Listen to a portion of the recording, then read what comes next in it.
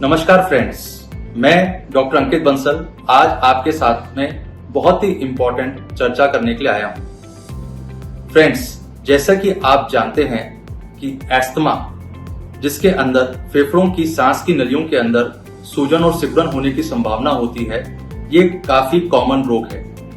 दुनिया भर में करोड़ों लोग इससे ग्रसित हैं। किसी भी व्यक्ति को बार बार खांसी आना, जो कि सुबह या रात में अधिक हो, छाती में जकड़न होना, सांस में दिक्कत होना, गले में सीटी जैसी आवाज आना, ये कहीं ना कहीं एस्थमा होने की संभावना को बढ़ाते हैं। फ्रेंड्स, जैसे कि हम जानते हैं, एस्थमा के मल्टीपल कारण हैं, जिसमें कॉमन एलर्जेंस और एनवायरमेंटल एक्सपोजर मुख्य हैं। कॉमन एलर्जेंस में किसी भी प्रकार की धूल मिट्टी का एक्सपोजर या फिर पोलन्स, जिसे हम परागकण कहते हैं, ये एक कॉमन कारणों में से है।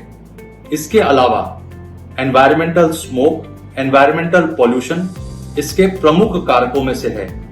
इसीलिए फ्रेंड्स, एस्थमा के लक्षणों को पहचानना बहुत इंपॉर्टेंट है। जैसे कि मैंने आपको बताया, खांसी, छाती में जकड़न, गले में सीटी सी आवाज का आना या सांस में दिक्कत आना।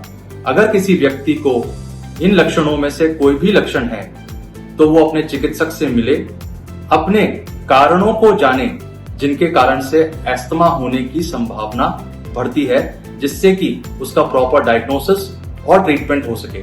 फ्रेंड्स, जैसा कि हम जानते हैं, एस्थमा सांस की नलियों में सूजन सिकुड़न से होने वाली बीमारी को कहते हैं। एस्थमा का कारगर इलाज उपलब्ध है, यदि हम उस इलाज के बारे में जानें।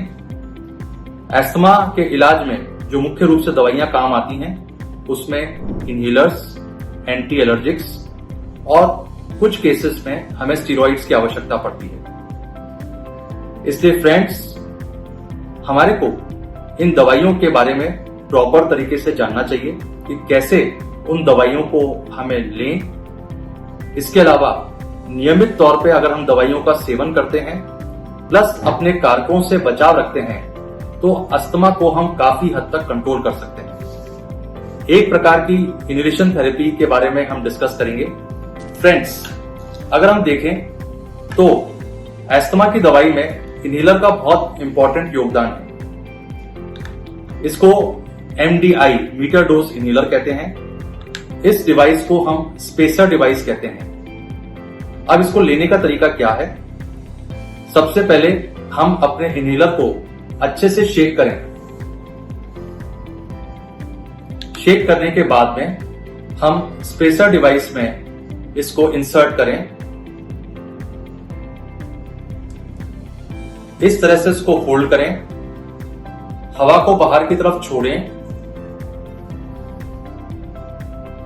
मुंह पे लेकर इसके क्लोज माउथ सील बनाएं।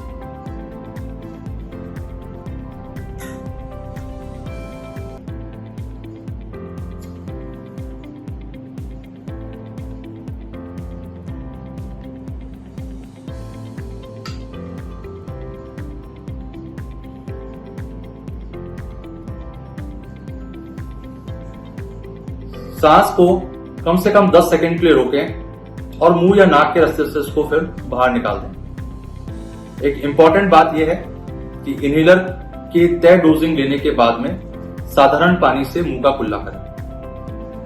तो फ्रेंड्स, एस्थमा के लिए कारगर दवाइयां इनहेलर के रूप में प्रेजेंट हैं, जो काफी कम मात्रा में सांस की नलियों की सूजन सिकुड़न को कम करने में मददगार हैं। इन दवाइयों के बारे में पर्याप्त जानकारी एवं इनको लेने का तरीका और इनकी डोजिंग इंपॉर्टेंट है।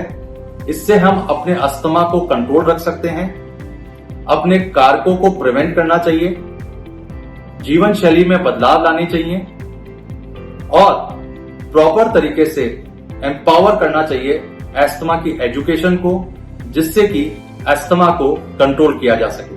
धन्यवाद।